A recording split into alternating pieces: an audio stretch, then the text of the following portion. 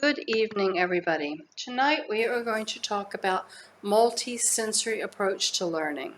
Now we have already learned about all the learning styles. Now we want to connect these learning styles get together with the multisensory approach. When we talk about the main learning styles for multisensory, we have the auditory, where the children are learning through the sense of hearing. We have the visual, where they learn through the sense of sight. We have tactical and physical through the sense of touch and body movement. Now, a true multisensory lesson will engage students on all of these levels at one time. Multisensory lessons are so impactful because no matter the learning strengths of a child, the multisensory lesson will target the learning strengths of all kids at one time. So in this case, we can teach once and successful reach all the other students instead of having to reteach and reteach over and over again. Now, how does multisensory work? When kids learn, they often rely on sight to look at text or pictures to read information. Many kids also rely on hearing to listen to what the teacher is saying. Now, in a multisensory teaching isn't limited to only reading and listening. Instead, it tries to use all the senses. Now, not every lesson will use all 5 senses, but in most multisensory lessons, kids will engage with the material in more than one way. For example, let's have a class and we are studying apples. Kids might have the chance to visually examine, to touch, to smell, and to taste the apples. Instead of just reading or listening to what their teacher is talking about how they grow, they might hold the apple, they might cut it in half, they might count the number of seeds inside. They might even taste it to see if the apple is sweet or sour. This is multisensory teaching. It conveys information through things like touch and movement, as well as sight and hearing and maybe taste. Now, what subjects is multisensory instruction used for?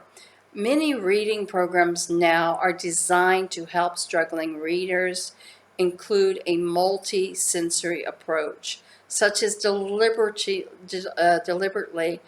using sight, sound, movement, and touch. And this helps kids connect language to words.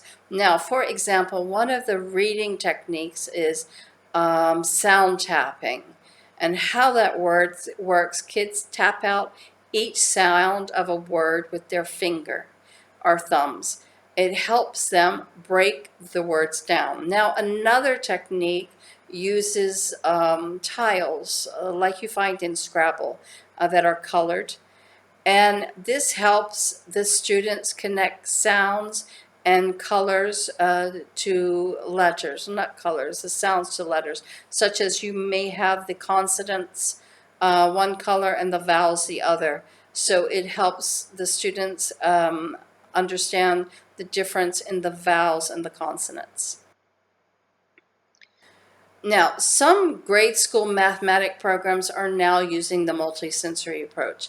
They use manipulatives such as interlocking cubes, counting blocks, even these colored teddy bear counters to help kids learn and do math, adding and subtraction. Science labs. Kids will perform experiments, they will write down the steps, they will report their finding. These are multisensory learning experiences. Even songs now, they have chants that teach things like the days of the weeks or math concepts. These are also examples of multisensory learning. Now, All kids can benefit from multisensory lessons. Um, if kids learn something using more than one sense, this information is more likely to stay with them. The engaging activities result in better memory of a skill. Multisensory learning can be particularly helpful for kids who learn and think differently, kids that have learning issues, such as auditory processing disorder, visual processing disorder, dyslexia, ADHD. They can learn through the sensory approach when they find reading or listening a challenge. Using multiple senses gives all kids more ways to connect with what they're learning. This types of hands-on learning can make it easier for kids to collect information, to make connections between information and what they already know, to understand and work through problems and problem-solving skills. Multisensory instruction helps kids tap into the ways they feel most comfortable learning and to make connections and form memories. It also allows them to use a wider range of ways to show what they've learned. Multisensory teaching takes into account that different kids learn in different ways. And remember this, you may have 25 kids in your class and they all learn 7, 8 different ways. This helps meet the varying needs of the kids, not just those that learn and think differently. And providing multiple ways to learn, you are giving a chance for all kids to thrive. Now, multisensory teaching techniques and strategies stimulate learning by encouraging the students on multiple levels. They encourage students to use some of their senses to gather information about a task, to link information to ideas that they already know and understand, to perceive the logic in solving problems, to learn problem-solving skills, to tap into nonverbal reasoning skills, to understand relationships between concepts, and to store information for later recall. Students with learning difficulties in that have problems in reading, spelling, writing, math, listening, comprehension, expressive language. Multisensory techniques enable these students to use their personal areas of strength to help them learn.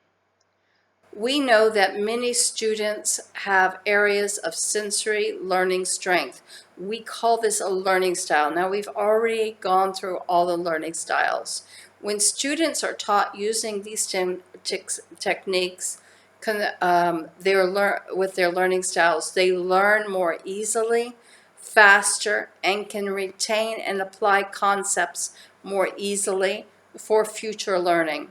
Most students enjoy the variety that a multisensory techniques can offer.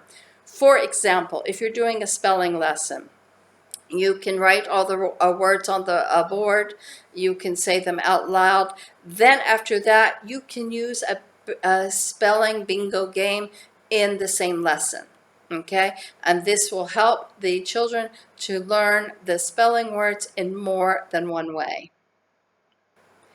Okay, now, how are we going to stimulate reasoning and learning with the different learning styles? Now, to stimulate visual reasoning and learning visually, firstly, one of the first things is use pictures on paper, posters, models, projection screens, computers, or flashcards. The use of colors for highlighting and organizing in graphic organizers, outlining passages, student-created art and images and text, pictures, and videos. Now, auditory techniques. We can use books on tape, peer assisting reading, paired reading, computerized text readers. The books on tape are really good for children with dyslexia. Video or film with accompanying audio. Music, songs, and instruments, rhymes, chants, and language games. These are all very good auditory techniques. Okay, tactical and physical techniques, such as sand trays, raised paper line, textured objects, finger paints, puzzles to improve fine motor skills, modeling materials, such as clay and sculpturing materials. This is also helps with motor skills. Using small materials such as manipulatives to represent number values. These can help in math skills. Okay, the tactical and physical methods. Games involving jumping rope, clapping, or other movements, such as counting and singing songs related to concepts that they are learning. Any large movement activity for students involving dancing, beanbag tossing, or other activities, rhythmic recall, academic competitions such as quizzes, flashcard races, and other learning games. Now, creating a multisensory lesson. Now, when I create a multisensory lesson, I will choose at least one element from each of the learning styles, and I will combine them in one lesson. For example, let's go through the auditory elements. A child reads aloud. A child uses an auditory amplification device. A child sounds out words aloud as he or she writes it down. A child can use rhyme or rhythm with content to help with memory. Okay, now visual elements. You can tie symbols to known objects. For example, M for mountain, because they are the similar shape, and also S for snake. Jolly Phonics has this in their curriculum. So if you want to do something like this, I would suggest Jolly Phonics. Discovering patterns in learning. Symbols and visuals that show their meaning, such as a picture of a a duck, or a frog for a story. They illustrate or draw concepts being learned, such as they draw you draw stars or blocks to show number concepts.